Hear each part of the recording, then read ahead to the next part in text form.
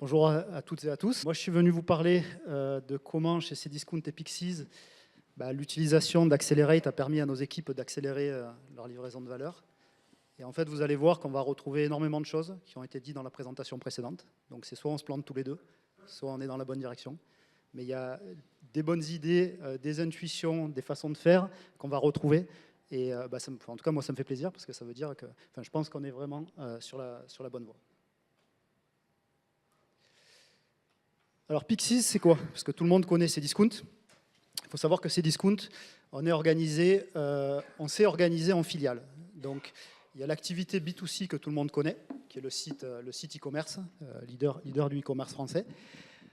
Mais on a aussi beaucoup d'activités B2B qui sont nées finalement de l'expérience de Cdiscount. Donc on est organisé en 5 filiales, ce qu'on appelle des business units. Donc l'activité B2C, Cdiscount.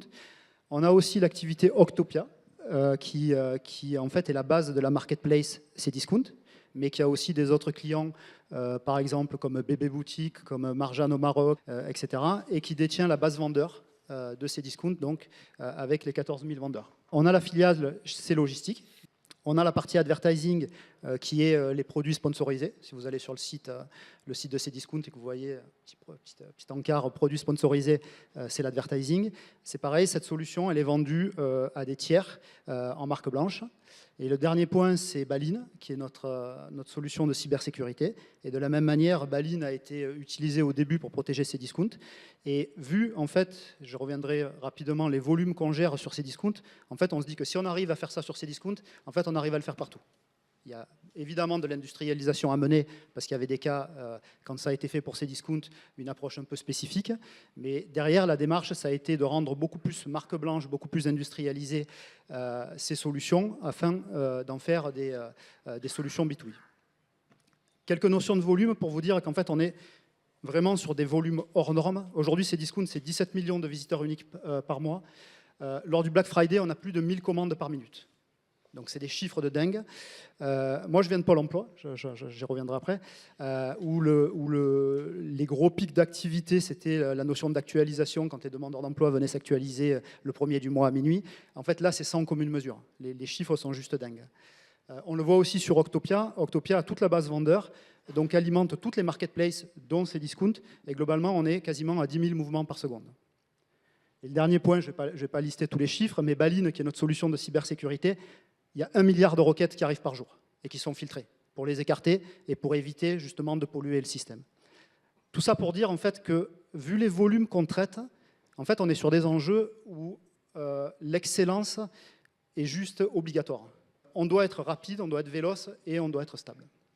Et donc aujourd'hui, Pixiz, c'est l'entité qui gère toute la tech de ses filiales, c'est-à-dire la partie infra, la partie développement applicatif, toute la partie tech est portée par la filiale Pixiz. Et aujourd'hui, chez Pixiz, on est 650 personnes, donc passionnés de tech. On a environ un changement en production toutes les 3 minutes quand on intègre les équipes de dev ainsi que les équipes d'infra, enfin tous les changes qu'on peut imaginer.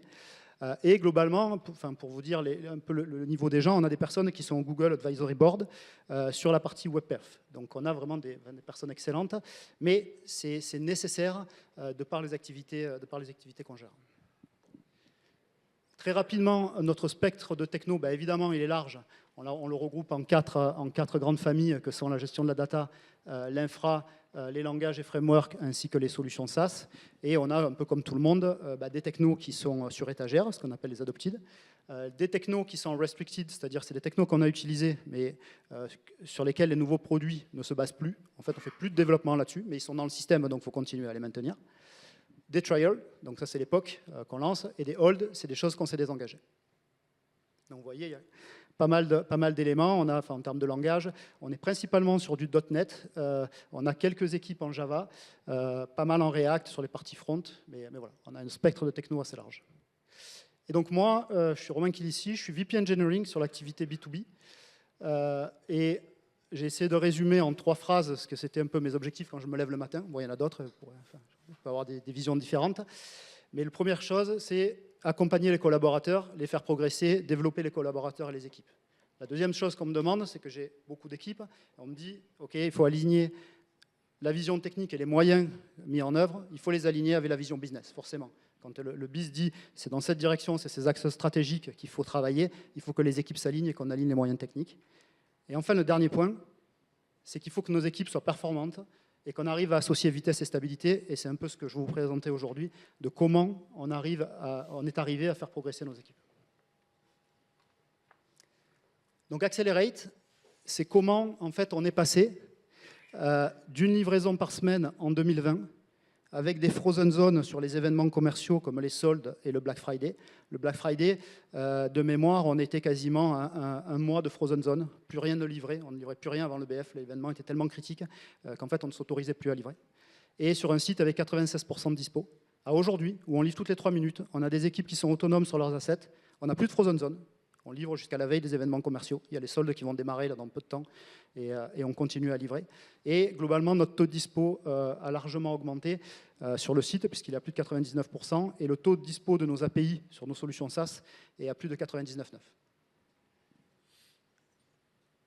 Donc, comment on a fait? La première chose, en 2020, j'arrive à Cdiscount et globalement, à Cdiscount, on livre toutes les semaines.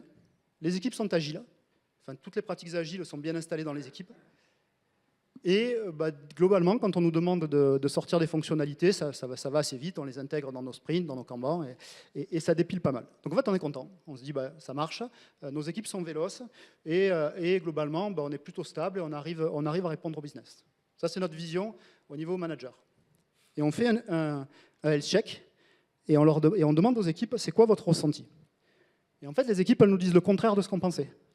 Elles nous disent, par contre, l'ambiance au boulot, elle est top. On adore ce qu'on fait, on aime les technos avec lesquels on bosse, mais par contre, la livraison est pénible. Et le business, là où on pensait répondre convenablement à leurs attentes, en fait, ils nous disent, vous êtes trop lent. Et du coup, on se dit, il y a quand même un vrai delta entre finalement ce qu'on ressentait, et la vitesse, enfin ce que nous on pressentait, et la vitesse réelle, et ce que ressentent les équipes. Et donc on se dit, il faut qu'on bouge. Et en parallèle de ça, il y a le bouquin Accelerate, et il y a une phrase qui est importante, puisque c'est vraiment notre écosystème, c'est le retail. Globalement, cette phrase, elle dit, dans le retail, soit vous êtes bon, soit vous mourrez. Soit vous allez vite, soit vous mourrez. Et tout ce qui n'est pas de l'excellence, globalement, vous amène dans le mur. Et donc là, on se dit, c'est le bon moment. Les équipes nous disent qu'il faut aller plus vite. On a la ligne directrice qui nous dit, en fait, vous n'avez pas le choix si vous voulez survivre. Il faut être plus rapide, plus véloce, plus excellent. Et en plus de ça, on a le bouquin qui nous dit, qui nous donne l'impression, j'y reviendrai après, et puis ça a été évoqué, qui nous donne l'impression de c'est facile d'y aller. Il y a 24 capacités, il suffit de les acquérir. Et en fait, vous allez répondre aux enjeux. C'est un peu plus dur que ça. Donc ce qu'on fait, je rejoins mes collègues avant. La première chose qu'on fait, on installe la mesure. Donc globalement, en 2 trimestres, dans le cadre de défis, donc juste un petit mot, les défis qu'on utilise, c'est des initiatives gamifiées qu'on donne dans les équipes pendant une durée de 3 mois, généralement c'est des défis trimestriels. Et où on demande aux équipes de traiter un sujet de fond. Donc ça peut être du désengagement de legacy, ça peut être il y a plusieurs pratiques qu'on peut installer à travers ces défis. Et là, ce qu'on leur demande en T3 2020, c'est d'installer les mesures. Ça va durer finalement 6 mois donc pour installer et industrialiser les mesures. Et donc ce qu'on fait pendant ce temps-là, c'est qu'on met en place un data lake, on stocke les données des commits, des rollbacks, des livraisons. On normalise les procédures, on met en place des process et on s'outille. Et à la fin, ce qu'on a, c'est nos 4 indicateurs qui sont industrialisés et qui sortent. Donc on a vu, je n'ai pas la démo, mais c'est un peu le même système. On a des Power BI qui nous permettent à la maille équipe, voire à la maille asset, parce que le point de départ, c'est quand même l'asset technique. On a donc de l'asset jusqu'à le niveau direction, jusqu'au niveau DSI. On peut remonter dans le Power BI. L'ensemble des indicateurs Accelerate qui sont automatisés. Et donc on lance ça, et par contre on se rend compte vite que ça nous échappe, c'est-à-dire que les équipes elles commencent à regarder les indicateurs, et il y a plein d'initiatives qui sont lancées un peu dans tous les sens. Et du coup, on a du mal à rattraper, on a un peu de mal à rattraper le truc et on se dit, ok, en fait, il nous manque quand même le cadre, il manque de l'outillage pour qu'on arrive à maîtriser, pour qu'on arrive à suivre tout ça. On a juste les mesures, mais il nous manque un cadre pour aider les équipes. Donc en fait, on sait qu'on veut accélérer. On a une solution au travers de ce que nous dit Accelerate, mais on a plus d'une centaine d'équipes à accompagner et on a besoin de maîtriser cet accompagnement et cette acquisition des pratiques Accelerate. Donc qu'est-ce qu'on fait? On crée ce qu'on appelle un véhicule de transformation avec une direction qui gère la transfo des équipes, qui s'appelle Go-to-Product. Et Go-to-Product va porter en fait tout le chantier de transfo autour de l'acquisition des capacités Accelerate. Et on verra après comment on s'y est pris. On a déjà, dans l'utilisation de Go-to-Product, on se dit, on veut aller vers des pratiques plus agiles, on veut aller vers l'acquisition des capacités, mais on a quand même une certitude, c'est qu'il faut aussi que nos équipes s'installent dans une organisation produit. En fait, il faut que nos équipes, elles soient maîtres de leurs assets, qu'elles mesurent leurs assets en permanence et qu'elles soient vraiment dans une culture produit d'amélioration continue de leur périmètre d'activité. Et la deuxième chose, c'est que il faut qu'on accompagne les équipes dans l'acquisition des capacités, parce qu'encore une fois, quand on lit le bouquin Accelerate, on voit toutes les capacités, mais la mise en œuvre dans un contexte particulier, mes collègues en ont parlé, en fait c'est extrêmement difficile, c'est pas du tout intuitif de prendre le bouquin Accelerate et de dire mais en fait je sais l'activer rapidement. Il y a vraiment, ce point-là est extrêmement difficile. Donc en fait on est persuadé qu'il faut trouver un moyen d'accompagner les équipes. Et les convictions qu'on a, c'est que premièrement il faut qu'il y ait des impacts, il faut que ce soit rapide. Il faut que les équipes voient rapidement la valeur apportée. On doit intégrer tout le monde. C'est-à-dire qu'il faut laisser personne sur le côté du chemin. C'est la seule manière d'aller vite et d'avoir de l'impact à l'échelle d'une DSI. Donc à l'époque, on était... là, j'ai marqué 650 collabs, mais quand on a démarré, on était 800. On doit être dans une démarche test and learn. C'est-à-dire, on essaye, on apprend, on modifie, on ajuste et on réessaye. Et enfin... Et pour moi, c'est un point fondamental, on le verra après, c'est qu'il faut que la stratégie de déploiement, en fait, elle soit portée par les équipes. D'habitude, quand on est sur un programme de transformation, on est dans une dynamique finalement où on pousse les équipes vers le changement. Là, on est persuadé qu'en fait, il faut que ce soit les équipes qui s'emparent du changement, que ce soit les équipes qui soient maîtres de leur propre transformation. Parce qu'à l'échelle de plus d'une centaine d'équipes, en fait, pour accompagner tout ça, il faut que les équipes décident elles-mêmes de comment elles veulent y arriver. Et donc pour rappel, on parle d'une centaine d'équipes à cette époque-là. Donc 650, donc on était 800 collaborateurs, là aujourd'hui on est 650. Et enfin, on parle, donc vous l'avez vu sur les premiers slides, de 5 business units et de multiples produits. Donc, quelque chose qui pourrait être adapté à une dizaine d'équipes, en fait, ne l'est pas sur cette taille-là. On a un vrai enjeu de passage à l'échelle. Donc, comment on a fait? Donc, installer les métriques, on l'a vu, ça a été la première étape, et on l'a vu chez tout le monde, en fait, c'est la base. Si vous n'avez pas ça, évidemment, vous ne pouvez pas progresser. La deuxième chose, c'est comment rendre les capacités, les capabilities Accelerate, comment les rendre actionnables et déployables dans les équipes. Comment on accompagne les équipes à traduire ces capacités Accelerate dans le contexte de ces discounts. Le troisième point, c'est le déploiement, globalement. Les équipes vont s'employer à acquérir de nouvelles capacités. Il faut en même temps regarder comment ces capacités impactent les mesures pour s'assurer qu'on va dans la bonne direction. Des photos avec quelques prises de recul. L'avantage, c'est qu'on a de la data sur plusieurs années. Donc, chaque fois, on fait des photos à 1 an, 2 ans. On y reviendra après. Et le quatrième point, donc on a parlé de démarche test and learn. On est sur de l'amélioration continue. On doit aussi faire évoluer, voire créer nos propres capacités. Et enfin, on doit aussi revalider les capacités, puisqu'une équipe qui a acquis une capacité 1 an avant, la vie de l'équipe fait qu'il y a des départs, il y a des fusions de périmètres, il y a des choses qui bougent dans l'équipe. Donc à un moment donné, il faut aussi repasser par la case revalidation. Donc assez similaire à ce que vous avez vu lors de la présentation précédente. Donc encore une fois, je pense que c'est vraiment la bonne façon de faire. Alors nous, alors on n'a pas appelé ça des pratiques, on a appelé ça des capacités go-to-product. Donc on est parti des capabilities accelerate. Et ce qu'on a fait, c'est que sur les capabilities qui nous semblaient très complexes pour les équipes, on a défini des capacités go-to-product qui étaient beaucoup plus fines et beaucoup plus actionnables pour les équipes. C'est-à-dire, je vais donner... vous voyez sur les différents axes autour des capacités accelerate, en fait, on a détaillé. Il y a des fois, on les a gardées telles quelles. Typiquement, l'intégration continue, c'était quelque chose qui était acquis. La partie version control, c'était des choses qui étaient acquises. Donc, globalement, on n'a pas eu à les redéfinir. Mais sur certaines capabilities, en fait, on s'est autorisé à définir nos propres capacités, en fait, à décliner les capacités accelerate en des capacités beaucoup plus fines et beaucoup plus actionnables dans les équipes. Et donc, voilà à quoi ça ressemble finalement une capacité. Chaque capacité go-to-product, globalement, en fait, elle est écrite, elle est détaillée, elle a un gain mesurable, elle est actionnable. En fait, on dit aux équipes, si vous voulez acquérir la capacité, voilà les critères d'acquisition, voilà les étapes nécessaires pour la mettre en place, et voilà comment vous allez la valider. Et donc, globalement, l'équipe devient autonome.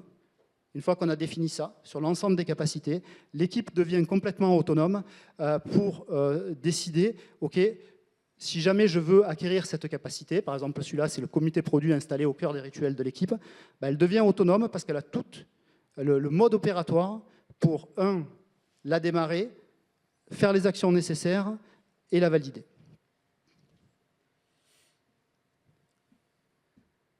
Donc une fois qu'on a eu fait ça, donc on a écrit les fiches de capacité sur l'ensemble des capacités accelerate qui n'avaient pas besoin d'être redéfinies et des capacités go-to-product, donc qui sont un découpage un peu plus fin des capacités accelerate.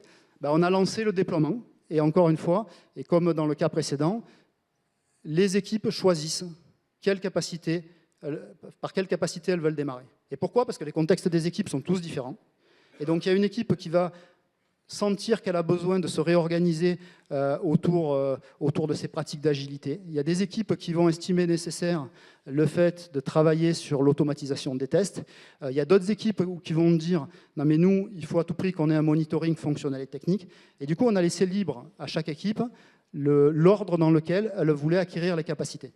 Et donc, on se retrouve donc avec un ensemble de capacités, donc capacité accelerate plus capacité go-to-product avec un ensemble d'une trentaine de capacités. Et là, on a dit aux équipes, ben maintenant, allez-y. On verra évidemment, il y a un accompagnement à tout ça. Mais les équipes, du coup, ont démarré. Et on voit donc juillet 2021, donc ça commence. Et on voit une vitesse, une grosse accélération autour de l'acquisition des capacités entre 2022 et 2023, donc sur l'ensemble des équipes. Et globalement, ce qu'on demande aux équipes, c'est que mensuellement, elles fassent l'analyse par rapport à leur contexte, par rapport aux capacités acquises, elles fassent l'analyse des impacts sur les différentes métriques. Et globalement, ça se passe dans une des capacités go-to-product qui s'appelle le comité produit et dans lequel se retrouve le métier et la tech. Et globalement, les équipes disent, nous, on a acquis telle capacité, les impacts ou voilà comment aujourd'hui on a évolué sur nos 4 métriques Accelerate et pourquoi. Donc ça demande un temps d'analyse, mais qui est juste indispensable en fait, pour continuer à progresser et pour comprendre est-ce que finalement l'acquisition des capacités a été utile? Est-ce qu'il y a d'autres leviers à aller trouver? Encore une fois, c'est vraiment un point important. La déclinaison des capacités s'est faite à la maille des équipes. C'est-à-dire que ce n'est pas nous, board, Cdiscount, qui avons imposé en disant il y a telle et telle capacité à avoir. On a défini ce qu'on a appelé on a donné finalement un ordre de priorité, mais sur une vingtaine de capacités qu'on a appelées les capacités socles. Mais à l'intérieur, les équipes sont complètement libres de choisir l'ordre de déploiement de ces capacités. on a dû accompagner ça, parce que les équipes, évidemment, elles sont autonomes pour le faire, mais elles ont besoin, au niveau de toute la DSI, d'accompagnement. Donc on a structuré avec ce qu'on appelle des porteurs de capacité. Donc c'est globalement une personne qui est complètement légitime pour formaliser la fiche de capacité et pour aider au déploiement. Donc je vous donne un exemple sur les éléments autour de la stratégie de test. Le porteur de capacité, c'était notre responsable qualité. On a aussi des sponsors co-DSI, donc c'est tous les directeurs IT qui participent à la démarche et qui sont sponsors d'une capacité pour lever les freins au quotidien, entendre les retours et fluidifier finalement la définition et le déploiement des capacités. On a des sachants et des communautés. Encore une fois, si je prends l'exemple des tests, il y a des quality engineers, des quality analysts qui participent à la définition. Et les coachs, direction, qui viennent aider au quotidien les équipes à déployer. Donc on a cet accompagnement. Et je reviens sur ce point-là qui, je pense, est vraiment fondamental. C'est qu'on a une inversion, enfin on a un changement du mode push, où on pousse les équipes vers la transformation, vers le mode pull, où en fait c'est elles qui prennent la main, et c'est elles qui décident. Et du coup, on voit une vraie dynamique changer. C'est ce qu'on voit d'ailleurs dans l'accélération précédente. C'est que là, au début, on installe finalement tout le framework. Et à partir de ce moment-là, les équipes commencent à avoir des gains et commencent à prendre en main la transformation. Et là, on voit une accélération. Et aujourd'hui encore, en fait, les équipes sont maîtres de leur transformation et elles voient les bénéfices au quotidien.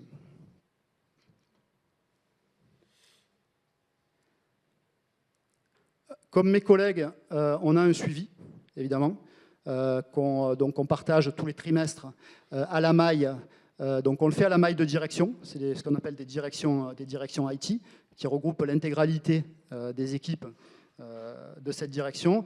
Et vous voyez l'ensemble des capacités qu'on a listées, donc il en manque quelques-unes, mais on voit les 20 capacités socles qu'on a là, et on voit les équipes, celles qui ont fait, il y en a qui sont en cours, il y en a qui sont revalidées, etc. Donc c'est notre outillage de suivi qui s'est aussi largement amélioré au fil du temps et qui permet de voir la progression des équipes sur l'acquisition des capacités.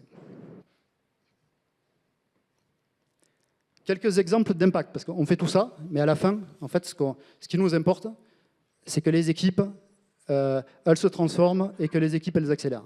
Parce qu'à la fin, c'est ça qu'on cherche, c'est vitesse et stabilité.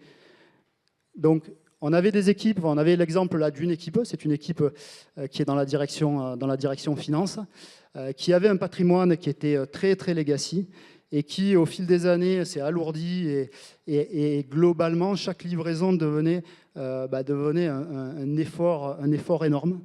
Et cette équipe-là, elle n'arrivait pas à se transformer. Elle n'arrivait pas, en fait, et pourtant, on avait le responsable technique de l'équipe qui disait « mais moi, j'ai des solutions ». Mais pour autant, les équipes disaient tout le temps « on est trop chargé, on est trop occupé » et on n'arrivait pas à le transformer.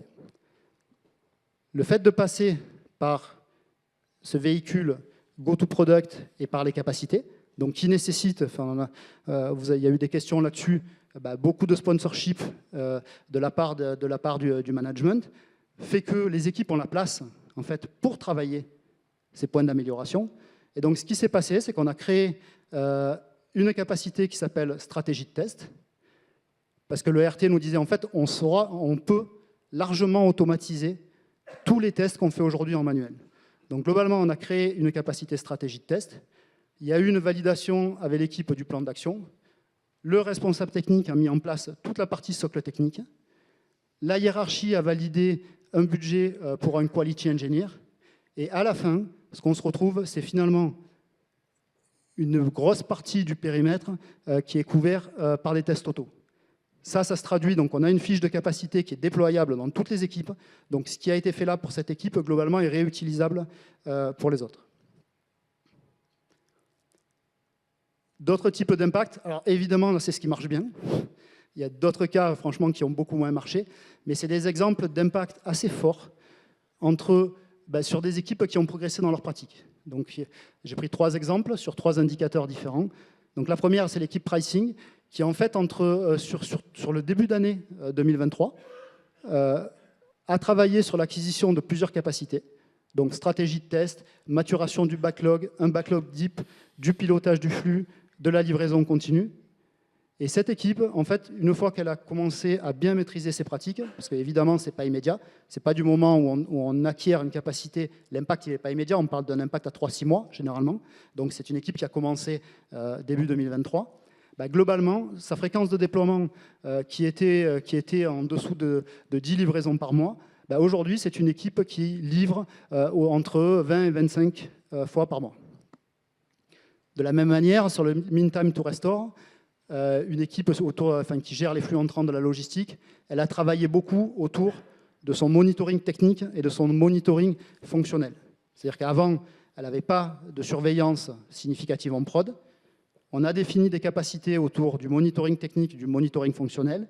Ces capacités ont été validées dans cette équipe-là. Donc aujourd'hui, c'est une équipe qui surveille les golden signals de tous ces assets techniques.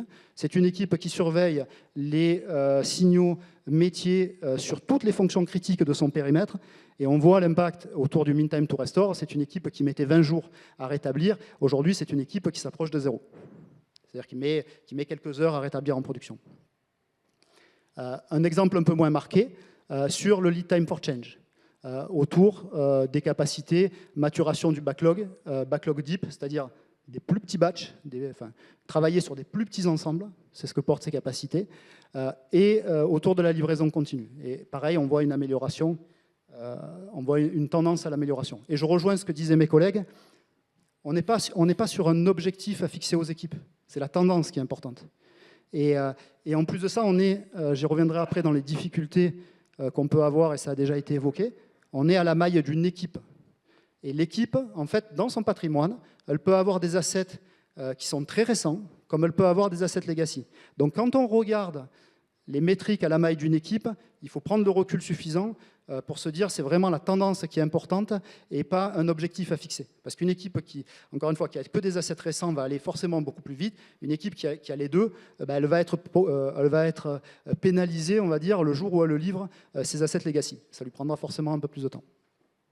Donc, autre impact, on voit entre 2021 et 2022 l'impact sur le nombre de livraisons.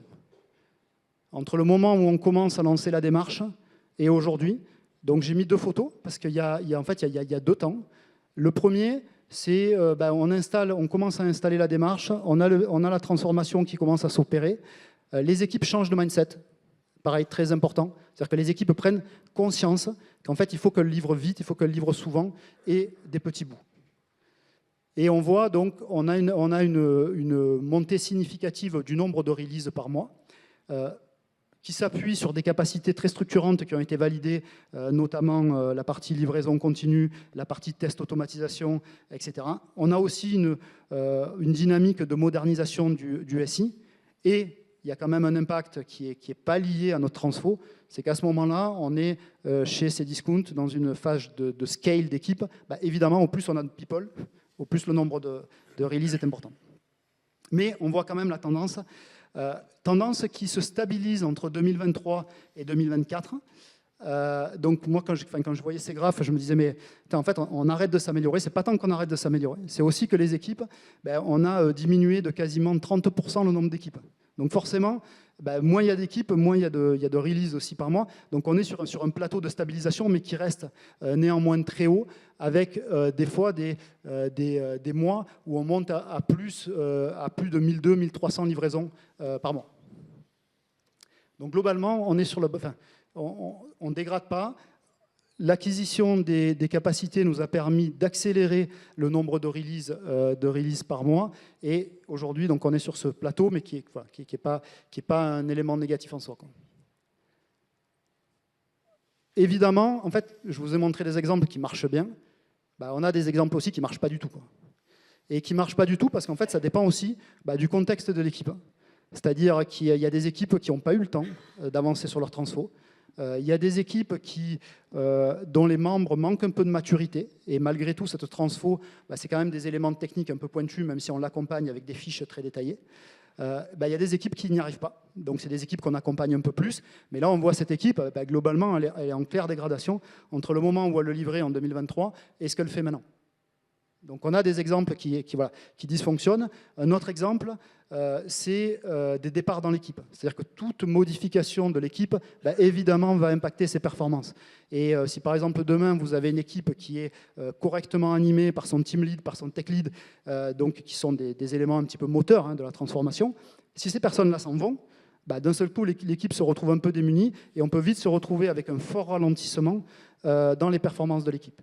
Donc en fait, ce qu'on dit, c'est que c'est un ensemble. C'est-à-dire que les capacités Accelerate et les capacités GoToProduct, qui sont un sous-ensemble, en fait, c'est un point de départ, mais ce n'est pas le point unique. Il peut y avoir évidemment beaucoup d'éléments extérieurs qui vont venir dégrader, voire améliorer, mais principalement dégrader, les performances des équipes. Là, donc on est à un point, si je résume, on est en 2000, donc je refais la chronologie, on est en 2020, on croit qu'on est rapide, on n'est pas assez. On se dit, on a la méthode, on va lancer, on va s'appuyer sur la capacité Accelerate pour faire, enfin, sur la démarche Accelerate pour faire accélérer les équipes. On utilise GoToProduct pour redéfinir des capas plus actionnables au niveau des équipes. Les équipes s'en emparent, on est dans une vraie dynamique de transformation, les équipes s'améliorent. Voilà. Et là, on arrive maintenant au bout de 2 ans, et on se pose la question quand même, parce que quelque part, ce qu'on a fait au travers des capacités qu'on a redéfinies, c'est qu'on a fait notre propre interprétation des capacités. C'est-à-dire qu'à un moment donné, on s'est dit, la capacité Accelerate Intel, nous, on l'a traduit comme ça, comme ça, comme ça. Et ce qu'on veut voir avec 2 ans de recul, c'est globalement, est-ce que les équipes qui ont acquis une majeure partie des capacités, avec 2 ans de recul, est-ce qu'elles se sont significativement améliorées? Donc ce qu'on a fait, c'est qu'on a pris l'ensemble des capacités GoToProduct qu'on a redéfinies, plus les capacités Accelerate qui étaient existantes. Et ce qu'on a fait, c'est qu'on a listé les indicateurs Accelerate que chaque capacité doit impacter. Typiquement, le monitoring technique et le monitoring fonctionnel, ça a un impact, et ça a un impact généralement sous 3 mois sur la partie CFR MTTR. Pour le reste, c'est des impacts indirects. Donc on a fait cet exercice-là, de dire, voilà les capacités qu'on a définies, voilà les indicateurs que ça doit impacter.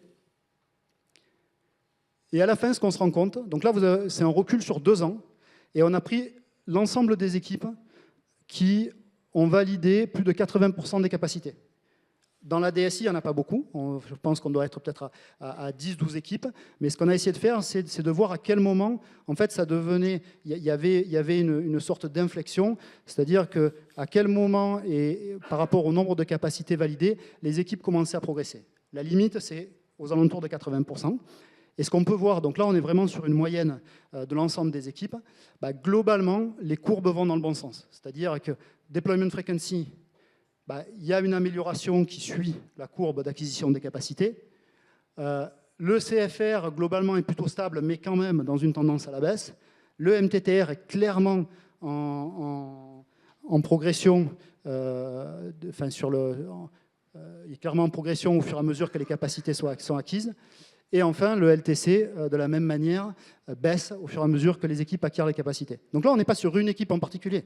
On est sur l'ensemble des équipes qui ont validé 80% de leurs capacités. Et on ne veut pas redémontrer Accelerate, en fait. Mais on voulait aussi se rassurer sur le fait qu'avec une acquisition de capacité, on va plus vite. Et là, on a cette data qui nous permet de le dire. Quand on descend au détail des équipes, je reviens sur le point que j'ai évoqué juste avant, l'équilibre est fragile. C'est-à-dire qu'une équipe, elle peut acquérir des capacités. Pour autant, il y a plein d'éléments extérieurs qui peuvent venir dégrader ses performances au quotidien. Je finis par des équipes qui ont super bien performé. Par exemple, on voit sur le LTC, voilà, une équipe, donc ça c'est la même équipe. Après, c'est des équipes qui sont sur des assets très récents, etc., et qui ont changé leurs pratiques. Et globalement, on voit des améliorations de performance significatives. Évidemment, ce n'est pas toutes les équipes comme ça. D'ailleurs, vous pouvez le voir sur la moyenne. Si elles étaient toutes comme ça, on n'aurait pas ce style de courbe. Mais on a des exemples d'équipes qui marchent très bien. Mais au global, en fait, ça marche. C'est-à-dire que quand on déploie les capacités, quand on accompagne les équipes, quand elles progressent sur l'acquisition des bonnes pratiques Accelerate, globalement, les équipes vont plus vite. Le système, on arrive à allier finalement la vitesse et la stabilité dans les équipes, on les améliore en tout cas. Les points de difficulté, là aussi, on va retrouver quelques points qui ont été évoqués avant. Alors, le premier point, c'est que c'est long, il faut se le dire. En fait, on n'est pas sur une transfo qui se joue en quelques mois, c'est long. Nous, je me souviens, donc Christophe Sanson, qui est mon manager LDSI, on avait l'ambition de tout déployer en 1 an. On a commencé en 2020, on est en 2024, et les équipes, en fait, elles n'ont pas tout déployé. C'est un chemin qui prend du temps et qui est une lame de fond. Mais voilà, il faut le savoir, c'est un effort quand même significatif sur la durée. Les biais de mesure. Clairement, les équipes, sur beaucoup de cas, sont venues nous dire « Ah, mais on a des cas particuliers, donc ce n'est pas la réalité de nos équipes. » Donc on essaie de trouver des éléments pour atténuer ces biais de mesure. Typiquement, dans le cas du LTC, on avait choisi, nous, dans la mesure, de prendre en compte la mesure à partir du premier commit, ce qui génère des biais. Donc là, aujourd'hui, ce qu'on fait, c'est qu'on utilise dans nos mesures, dans les équipes, le 75e percentile, ce qui permet d'éliminer globalement les cas particuliers où, par exemple, l'équipe va mettre 3 mois à livrer parce que c'est un composant legacy, parce que des fois, elle a fait du commit de code mais qui n'est pas livré en prod. Par exemple, on a des équipes qui, quand ils ont des nouvelles personnes, les font rentrer. Ces personnes-là committent du code, par exemple des tests auto. Ces tests auto ne sont pas livrés en prod. Et donc, du coup, le premier commit, potentiellement, peut retarder à 2-3 mois avant. Et donc, complètement dégrader la métrique. Forte variabilité des assets. Encore une fois, la mesure est à la maille équipe. Donc, une équipe, elle peut avoir des assets legacy, elle peut avoir des assets nouveaux. Et donc, ça peut fortement impacter la mesure. Et on a aussi des éléments déclaratifs pour le MTTR et le CFR. Donc, chaque fois qu'on a un incident en production, on a un élément déclaratif qui nous permet de raccrocher le problème à une livraison. Ça, forcément, il y a des loupés. Donc, on n'est pas sur 100% de fiabilité. L'analyse régulière qui doit être faite dans les équipes prend de la charge. Évidemment, quand une équipe elle doit se dire « mais pourquoi j'ai dégradé cet indicateur alors que finalement, moi, je n'ai pas vu de différence dans ce que j'ai fait au mois le mois ?» Ça prend de la charge. Le fait de laisser la main aux équipes a un petit côté frustrant parce qu'il y a des capacités que nous, on aimerait bien voir validées rapidement au niveau manager. Et comme on leur laisse la main, on se retrouve des fois avec des capacités structurantes non validées. Par exemple, moi, mon point d'entrée, c'est la prod. Il faut que la prod marche. Donc, monitoring technique, monitoring fonctionnel, ça devrait être la base de tout. On doit surveiller la prod, on doit être capable de réagir. Bon, il y a des équipes qui ne nous ont pas choisis en premier. Donc, c'est un petit côté frustrant. Certaines capacités n'ont pas l'impact souhaité, doivent être revues. Mais là, on est plus dans la démarche test and learn. On a essayé, on a décrit une capacité, on a essayé de la rendre actionnable. Bon, le résultat n'est pas dingue. Et, donc, globalement, on travaille avec les équipes pour les revoir. Les capacités, en fait, on n'a pas un impact, une capacité, un indicateur direct, et surtout, ça prend du temps. C'est-à-dire que globalement, on n'a pas cette relation, on dit « ok, j'ai acquis cette capacité, 3 mois après, bim, j'ai ma courbe qui augmente ». Déjà, il y a les éléments extérieurs, et c'est un ensemble, finalement, d'améliorations qui vont permettre aux équipes de s'améliorer. Un point, quand même, qui est important, c'est que les capacités qu'on voit là, elles sont à la maille équipe, en fait, comme si l'accélération d'une DSI dépendait uniquement des équipes et dépendait des équipes, ce que j'appelle moi des équipes métiers, des équipes de développement. En fait, pas du tout. Nous, on a les équipes centrales. Les équipes centrales, elles apportent tout un tas de services en termes de services d'observabilité, de services de plateforme, de services de déploiement. Et en fait, c'est elles aussi qui contribuent à l'accélération des équipes. Parce qu'on peut avoir des capacités validées, si derrière, les services offerts par la plateforme ne nous permettent pas d'accélérer, ça ne marche pas. Donc en fait, les équipes, ce qu'on appelle les équipes plateformes, en fait, ont un rôle qui est fondamental dans l'accélération des équipes de développement. Et une course à la capacité, c'est-à-dire que du moment où on a lancé un peu le jeu, les équipes se sont emparées, on dit ok, il faut acquérir des capacités, mais sans forcément en intégrer pleinement le sens. Donc elles ont, on peut pas dire tricher, mais elles ont validé les capacités parce qu'elles ont coché toutes les cases, mais en fait, elles n'en ont pas compris le sens, et donc l'effet, il n'a pas été à la hauteur de ce qu'on attendait. En conclusion, alors, on est bien avancé, mais clairement pas au bout. On a des capacités, donc quand on prend l'ensemble des équipes et l'ensemble des capacités, on voit qu'on a tout un reste à faire qui est quand même conséquent. C'est pour ça que je vous dis qu'on est sur un temps long, en fait. On n'est pas sur une transformation qui dure 1 an ou 2 ans, nous, on est sur un temps qui là, dure 3-4 ans. Par contre, le message important, c'est que le modèle par capacité, en fait les 2 points, modèle par capacité et le fait que les équipes s'en emparent, en fait ça garantit le passage à l'échelle. C'est-à-dire que quand on est sur une DSI à plus de 100 équipes, l'enjeu il est là. C'est d'arriver à transformer l'intégralité de la DSI.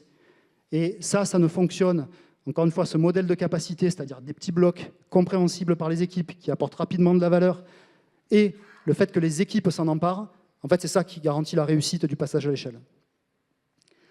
Je viens juste d'en parler, les équipes plateformes, ce qu'on appelle les enabling teams, qui sont déterminantes dans l'accélération. Quand on a tous les services d'observabilité à disposition, évidemment, c'est plus facile de faire son monitoring technique et son monitoring fonctionnel. On est obligé de s'appuyer sur la plateforme pour faire ça. La data, je pense que vous l'avez vu dans les différentes présentations, en fait, c'est pareil, c'est un élément fondamental. Il faut arriver à mesurer, il faut arriver à avoir un maximum de data pour faciliter l'analyse des équipes. Et le dernier point, c'est qu'en fait, ça marche. C'est-à-dire que quand on a des équipes qui sont plutôt stables dans le temps, qui n'ont pas d'accidents, on va dire, ou d'événements extérieurs qui vont impacter leur performance, et des équipes qui progressent dans l'acquisition des capacités et des bonnes pratiques Accelerate, globalement, c'est des équipes qui sont plus rapides, plus véloces, et dont le périmètre en production est plus stable.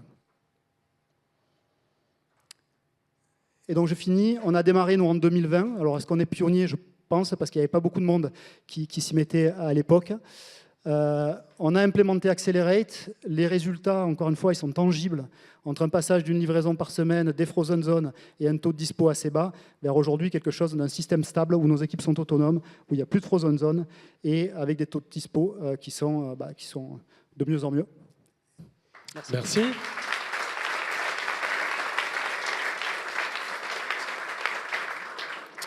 Allez, 5 minutes de questions. Merci beaucoup pour cette présentation. J'avais une question sur, vous l'avez abordé un petit peu vers la fin, sur le terme acquis ou validé, que vous avez utilisé à plusieurs reprises. Qu'est-ce que vous sous-entendez derrière? Et question qui va un petit peu avec, sur vos capacités, donc go-to-prod, est-ce que vous les outillez ou est-ce que c'est juste une description et l'équipe s'en empare, elle se débrouille? Et du coup, sens avec... Je réponds d'abord à la deuxième. Donc on a une boîte à outils pour chaque capacité, pour aider les équipes à la déployer. Donc il y a bien une boîte à outils, ce n'est pas uniquement descriptif. En fait, on les accompagne et on dit, pour déployer, tu vas utiliser cet outil-là et tu vas suivre cette démarche un peu de pas à pas. Donc il y a toute la description de comment l'acquérir avec les outils nécessaires. Et la validation, en fait, on a des personnes qui sont principalement des coachs, des directeurs d'équipe, etc., qui sur des capacités, en fait, valident la capacité. C'était ça la première question. Comment on valide? C'est ça. Et du coup, des critères de validation. C'est-à-dire, je prends l'exemple du monitoring, vous avez compris que c'était un demande data, mais le monitoring, typiquement, ce qu'on dit, c'est pour valider, la première chose, c'est qu'il faut avoir défini les fonctions critiques de ton périmètre. Tu dois savoir ce que tu dois surveiller.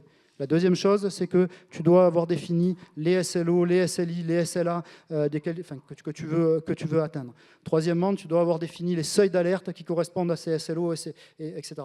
Et en fait, on a tout ce pas à pas et des critères de validation. Si l'équipe ne les a pas, l'équipe ne valide pas sa capacité. Donc la validation est atteinte une fois que tous les critères qu'on a pu, je vais le remettre, mais mettre en fait ce qu'on peut voir en must.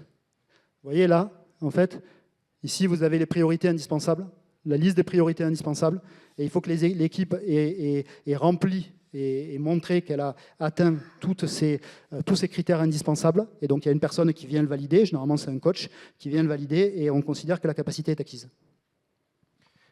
Et du coup, au début, est-ce que vous avez mis du temps avant d'avoir le matériel nécessaire pour le détail de chaque capacité? Alors, c'est une bonne question. Alors évidemment, ça dépend des capacités. Sur pas mal d'éléments, on était quand même bien outillés à la DSI de Cdiscount, parce que ça fait un moment que Cdiscount a des enjeux assez forts. Donc typiquement sur la partie monitoring, etc., on avait déjà des équipes centrales qui accompagnaient ça.